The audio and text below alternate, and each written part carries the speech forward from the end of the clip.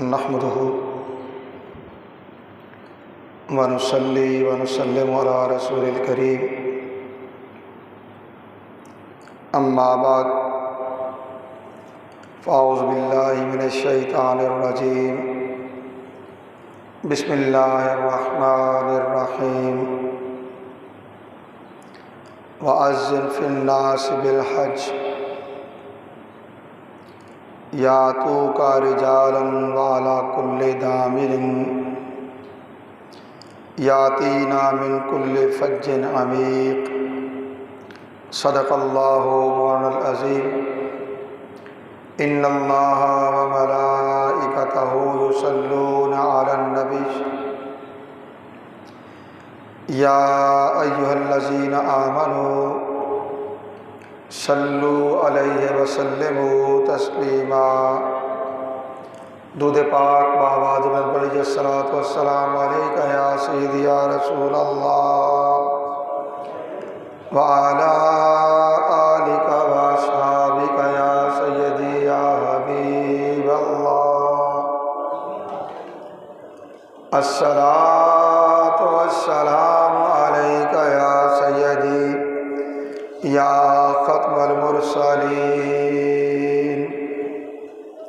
وعلی آلک واصحابک یا سیدی یا رحمۃ للعالمین۔ الصلاۃ والسلام علیک یا سیدی یا رسول اللہ وعلی آلک واصحابک یا سیدی یا حبیب اللہ۔ اللہ رب العزت کی حمد و ثنا اور اس کے پیارے حبیب حضور احمد مجتبیٰ محمد مصطفیٰ علیہ طیبۃ الثنا کی بارگاہ بے کس پناہ میں ہدیہ درود و سلام کے بعد حاضرین و سامعین محترم، اللہ رب العزت کا بے پایاں فضل و احسان ہے جس کی توفیق سے ہم جمعۃ مبارک کی ان بابرکت ساعتوں میں اللہ کے گھر میں حاضر ہیں۔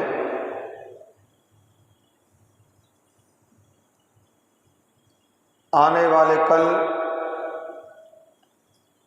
انشاءاللہ تعالی العزیز لاکھوں فرزندان توحید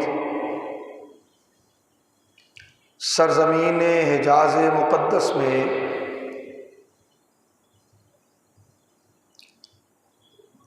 حج کے رکن اعظم میدان عرفات میں حاضر ہوں گے، اور جس شوق اور محبت سے رب تعالیٰ کی توفیق اور رسول کونین صلی اللہ علیہ وسلم کی عنایت سے دنیا کے چپے چپے سے آنے والے فرزندان توحید حج کی سعادت حاصل کریں گے،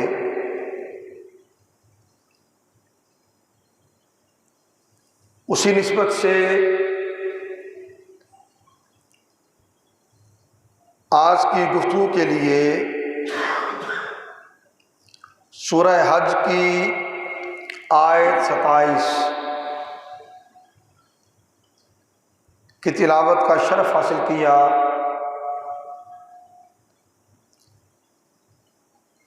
اور اسی آیت کی روشنی میں اور پھر بارگاہ رسالت مآب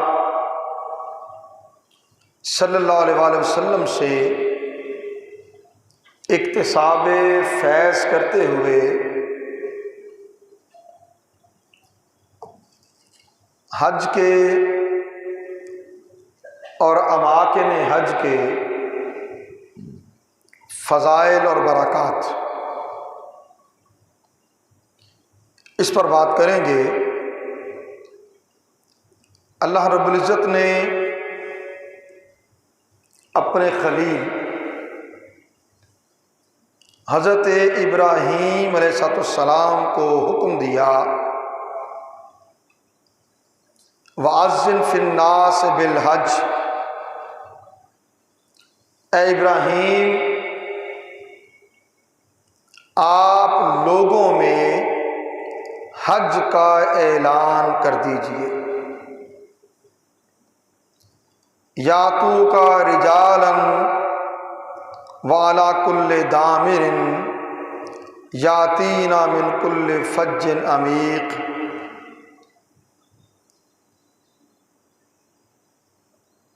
آپ کا وہ اعلان سن کر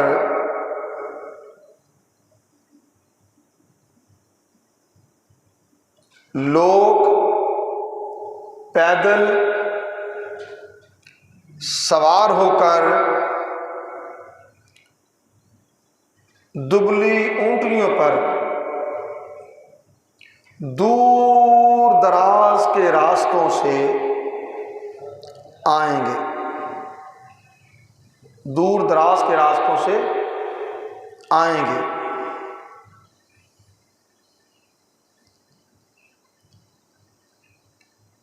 حضرت قتادہ رضی اللہ تعالی عنہ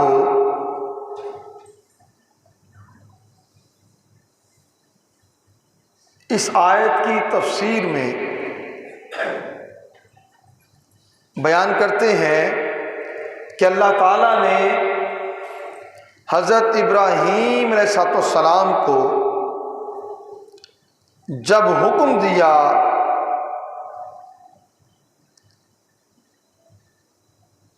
کہ لوگوں حج کے لیے آؤ،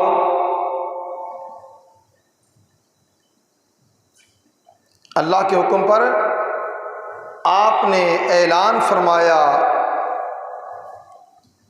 اور حج کے لیے پکارا،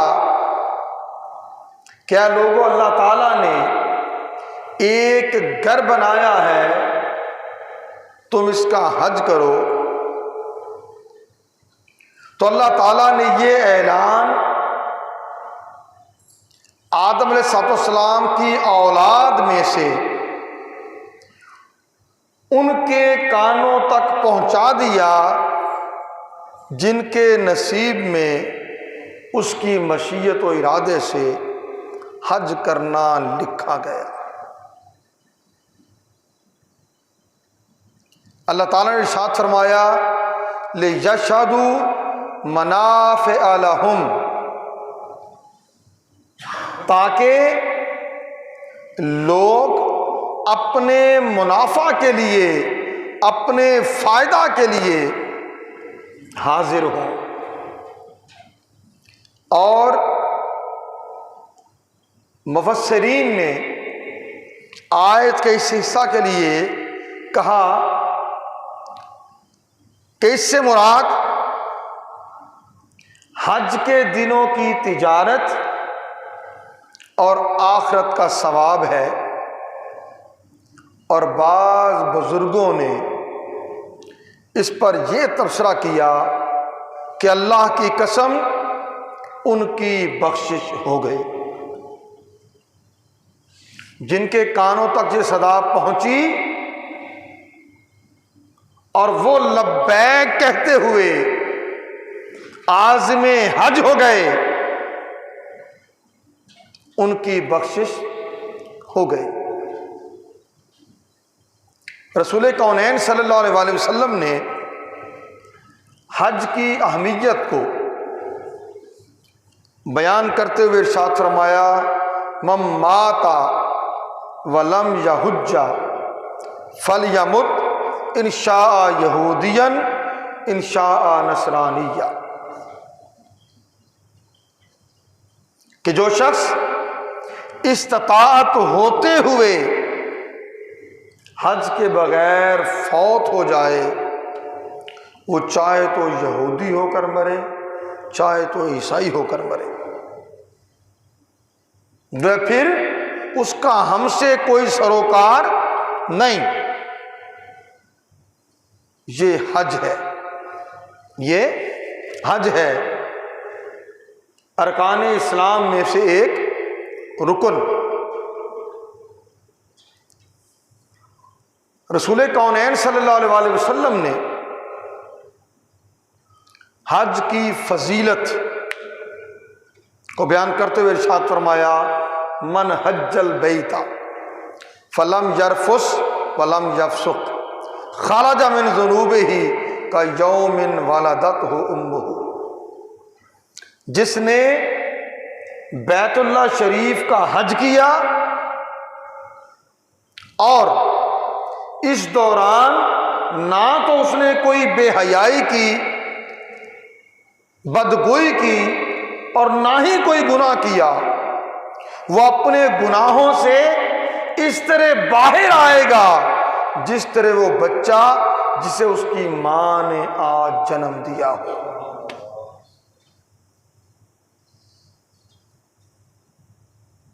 جس طرح ماں کے پیٹ سے پیدا ہونے والا بچہ گناہوں سے پاک ہوتا ہے حق تعالیٰ کی عطا سے، حق تعالیٰ کی رحمت سے، جو حج کرنے والا ہے اس کے گناہ بھی اس طرح چھٹ جاتے ہیں، دھل جاتے ہیں، دور کر دیے جاتے ہیں کہ اس کی کیفیت یہ ہو جاتی ہے جو ماں کے پیٹ سے پیدا ہونے والے معصوم بچے کی ہے۔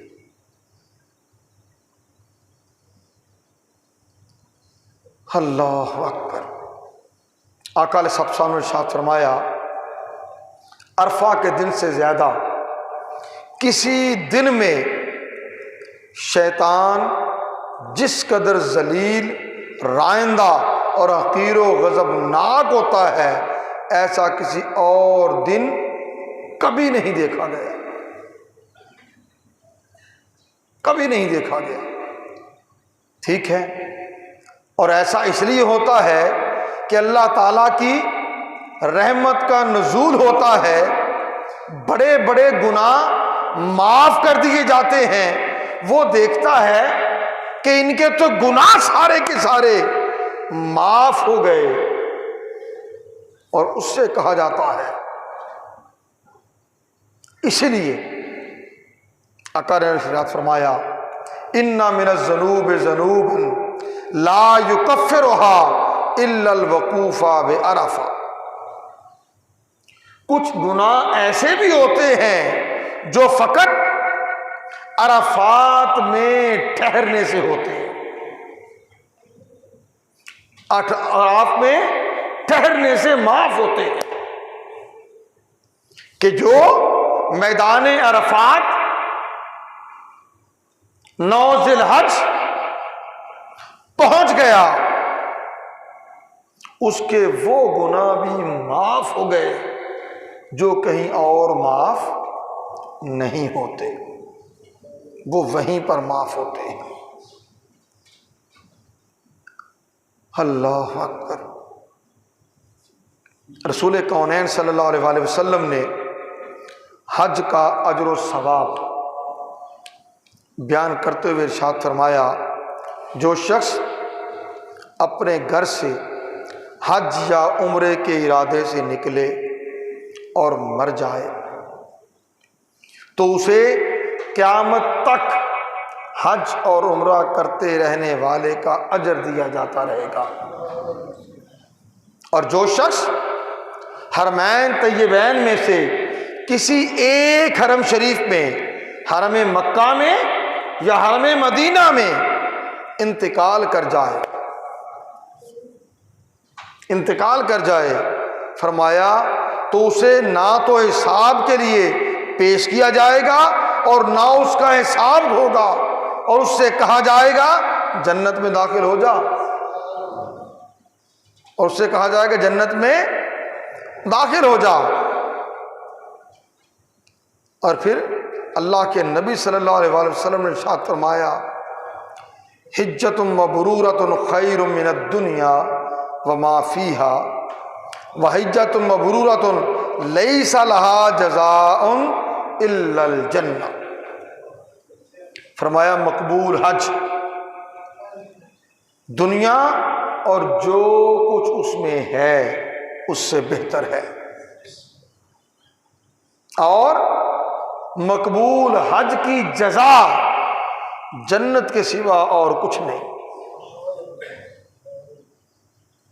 حاجی نے حج کیا گویا جنت کا ٹکٹ لے آیا، جنت کا ٹکٹ لے آیا، اس کے لیے جنت لکھ دی گئی، اس کے لیے جنت لکھ دی گئی. پھر رسول کونین صلی اللہ علیہ وآلہ وسلم نے ارشاد فرمایا الحجاج والعمار وفد اللہ عز وجل وزوارہ وإن سألہ آتاہم وإن استغفروا غفر لہم وإن دعوا استجیب لہم وإن شفعوا شفعوا. ارشاد فرمایا حج اور عمرہ کرنے والے اللہ کے قاصد ہیں اور اس کے مہمان ہیں. اللہ کے قاصد اس کا وفد ہیں اور اس کے مہمان ہیں.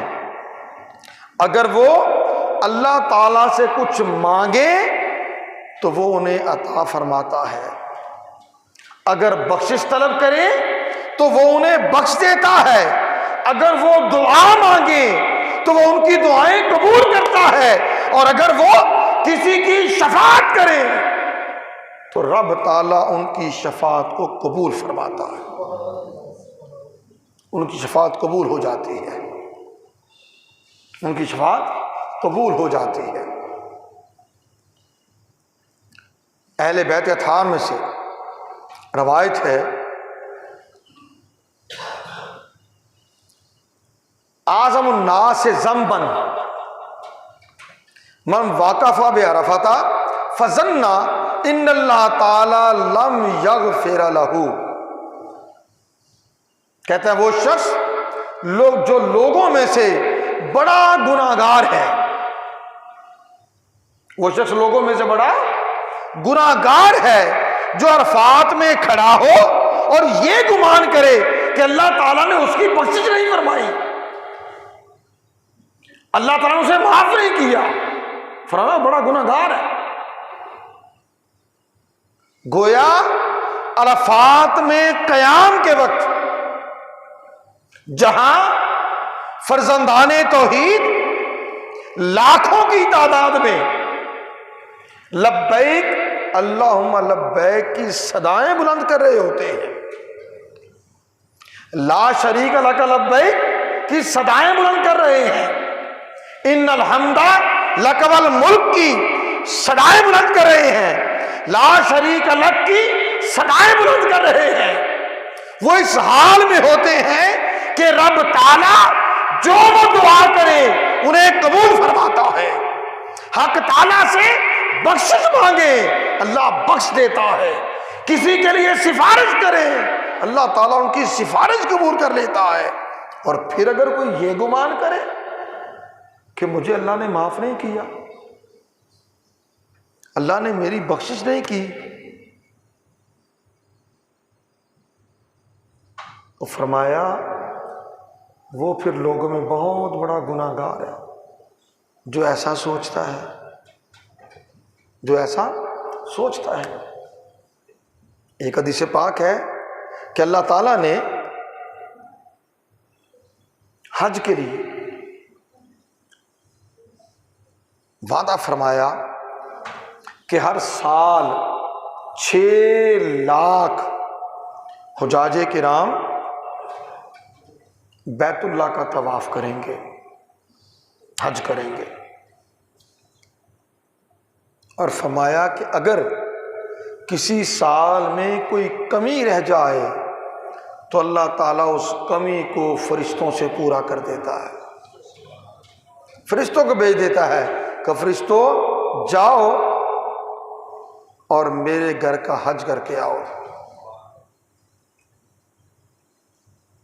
حضرت عبداللہ ابن عباس رضی اللہ تعالیٰ عنہ سے روایت ہے کہ رسول کریم صلی اللہ علیہ وسلم نے ارشاد فرمایا، اس گھر بیت اللہ شریف پر ہر روز 120 رحمتیں نازل ہوتی ہیں، ان میں سے 60 رحمتیں طواف کرنے والوں کے لیے ہیں۔ اللہ اکبر، صرف اللہ کے گھر کے گرد چکر لگانے ہیں، گھومنا ہے۔ فرمایا 60 رحمتیں اللہ کے گھر کا طواف کرنے والوں کے لیے ہیں، 40 نماز پڑھنے والوں کے لیے، اور 20 رحمتیں بیت اللہ کی زیارت کرنے والوں کے لیے، جو کچھ نہ کریں فقط اللہ کے گھر کو دیکھتے رہیں، فقط اللہ کے گھر کو دیکھتے رہیں۔ پھر آقا علیہ السلام نے ارشاد فرمایا، بیت اللہ شریف کا طواف کثرت سے کیا کرو، کثرت سے کیا کرو، کیونکہ وہ قدر و منزلت والی چیزوں میں سے ہے جسے قیامت کے دن تم اپنے نامہ اعمال میں سے پاؤ گے۔ تمہارے اعمال میں سے سب سے بڑھ کر جو عمل قابل رشک ہوگا وہ اللہ کے گھر کا طواف کرنا، وہ اللہ کے گھر کا طواف کرنا ہوگا۔ اور اس طواف کرنے کی اگلی فضیلت بیان کرتے ہوئے اللہ کے نبی صلی اللہ علیہ وسلم نے ارشاد فرمایا، من طاف اسبوعا حافیا حاصرا کان لہ کعتق رقبۃ ومن طاف اسبوعا فی المطر غفر لہ ما سلف من ذنبہ۔ ارشاد فرمایا، جو شخص ننگے پاؤں اور ننگے سر، ننگے پاؤں اور ننگے سر طواف کے ساتھ چکر لگائے، اسے ایک غلام آزاد کرنے کا ثواب ملے گا، اسے ایک غلام آزاد کرنے کا ثواب ملے گا۔ اور فرمایا، جو شخص بارش میں، بارش کی رمجم ہو رہی ہو، فرمایا جو شخص بارش میں طواف کے ساتھ چکر لگائے، اس کے گزشتہ گناہ سارے کے سارے بخش دیے جائیں گے، سارے گناہ بخش دیے جائیں گے۔ اور اللہ کے نبی صلی اللہ علیہ وآلہ وسلم نے حجاج کرام کے لیے حق تعالیٰ سے دعا کی، قربان جائیں ان لوگوں کے جنہیں اللہ تعالیٰ حج کی سعادت بھی دیتا ہے، کہ اللہ کے نبی ان کے لیے دعا فرما رہے ہیں۔ عرض کیا بارگاہ ربوبیت میں، اللہم اغفر للحاج ولمن استغفر له الحاج، اے اللہ حج کرنے والے کو بخش دے۔ اللہ اکبر، حج کرنے والے کو بخش دے، اور جس کے لیے حاجی بخشش مانگے اے اللہ اسے بھی بخش دے، جس کے لیے بخشش مانگے اسے بھی بخش دے۔ اللہ اکبر۔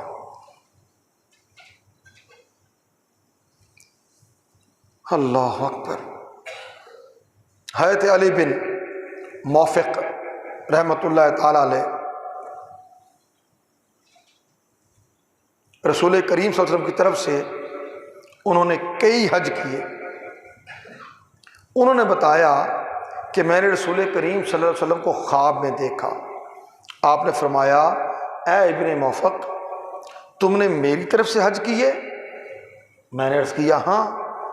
آپ صلی اللہ علیہ وسلم نے ارشاد فرمایا، تم نے میری طرف سے لبیک کہا؟ کہتے میں نے کہا ہاں۔ آپ نے ارشاد فرمایا، قیامت کے دن میں تمہاری طرف سے کفایت کروں گا، میں موقف میں تیرا ہاتھ پکڑ کر تجھے جنت میں داخل کروں گا، لوگ ابھی حساب کی سختی میں ہوں گے اور میں تجھے جنت میں بھی لے جاؤں گا۔ اللہ اکبر۔ اور حضرت مجاہد وہ بیان کرتے ہیں کہ حاجی صاحبان جب مکہ مکرمہ میں آتے ہیں تو فرشتے ان سے ملاقات کرتے ہیں، وہ اونٹ پر سوار حاجیوں کو سلام کرتے ہیں، گدھوں پر سوار حاجیوں سے مصافحہ کرتے ہیں، اور جو لوگ پیدل ہوتے ہیں ان سے گلے ملتے ہیں۔ اللہ اکبر۔ جو اونٹ پر سوار آتے ہیں انہیں سلام کہتے ہیں، جو گدھوں پر سوار آتے ہیں ان سے مصافحہ کرتے ہیں، اور جو پیدل آتے ہیں فرشتے انہیں گلے ملتے ہیں۔ حضرت عمر فاروق اعظم رضی اللہ تعالیٰ عنہ نے ارشاد فرمایا، حاجیوں کی مغفرت کر دی جاتی ہے۔ آگے توجہ کریں، میرے جیسے وہ سب لوگ جو یہاں پر ہیں، یہ اگلی بات میں ان کے لیے بیان کر رہا ہوں اور اسی میں بات ختم کر لیں گے۔ حضرت عمر فاروق اعظم فرماتے ہیں کہ حاجیوں کی بخشش کر دی جاتی ہے، اور ذی الحجہ، محرم، سفر اور ربیع الاول شریف کی 20 تاریخ، ربیع الاول شریف کی 20 تاریخ تک وہ جس کے لیے مغفرت کی دعا کریں اس کی مغفرت ہو جاتی ہے۔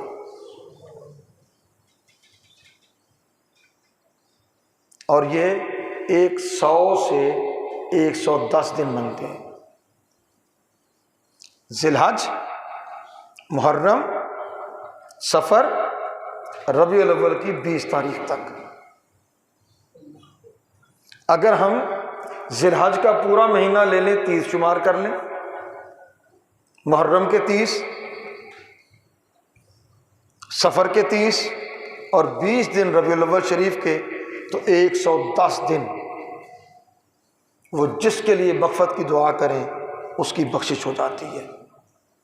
اور اگر ہم یوں شمار کر لیں کہ ہم پورا ذی الحج لینے کی بجائے 10 ذی الحج لے لیں، پھر کوئی مہینہ 29 کا ہو سکتا ہے، کوئی 30 کا ہو سکتا ہے، تو پھر بھی 100 دن بن جاتے ہیں۔ گویا حاجیوں کو حق تعالیٰ کی طرف سے یہ اذن مل جاتا ہے، وہ جس کے لیے چاہیں بخشش کی سفارش کر دیں، بخشش کی دعا کر دیں۔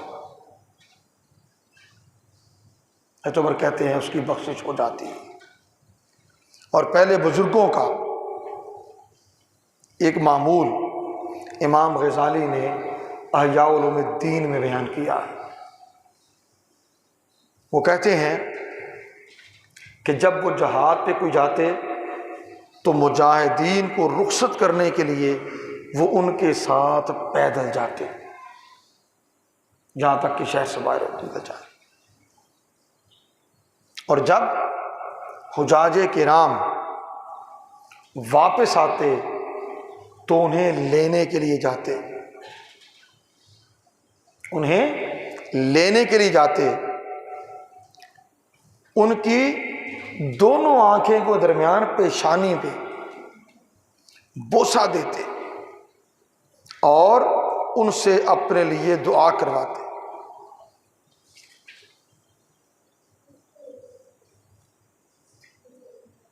اور آگے الفاظ ہیں کہ ان حاجیوں کے گناہوں میں مبتلا ہونے سے پہلے وہ یہ سب کچھ کر گزرتے تھے۔ گویا جو حج کر کے آئے اسے خاص طور پہ ملنے جانا، اس کی پیشانی کا بوسہ لینا، اس سے دعا کروانا، یہ اہل اللہ کے معمولات میں سے رہا ہے، یہ اہل اللہ کے معمولات میں سے رہا ہے۔ اللہ کی بارگاہ میں عرض ہے، اے باری تعالیٰ، تیرے لاکھوں بندے دنیا کے کونے کونے سے تیری توفیق، تیری عنایت سے حج بیت اللہ کی سعادت کے لیے حرم پاک میں موجود ہیں۔ کل کے دن وہ حج کا رکن اعظم میدان عرفات میں وقوف وہ کریں گے۔ لاکھوں آوازیں لبیک اللہم لبیک کی بلند ہوں گی۔ اے اللہ اس حال میں وہ حجاج کرام تجھ سے جو جو دعا کریں، اے اللہ ان کی دعاؤں کو اپنی بارگاہ میں باریاب کرنا۔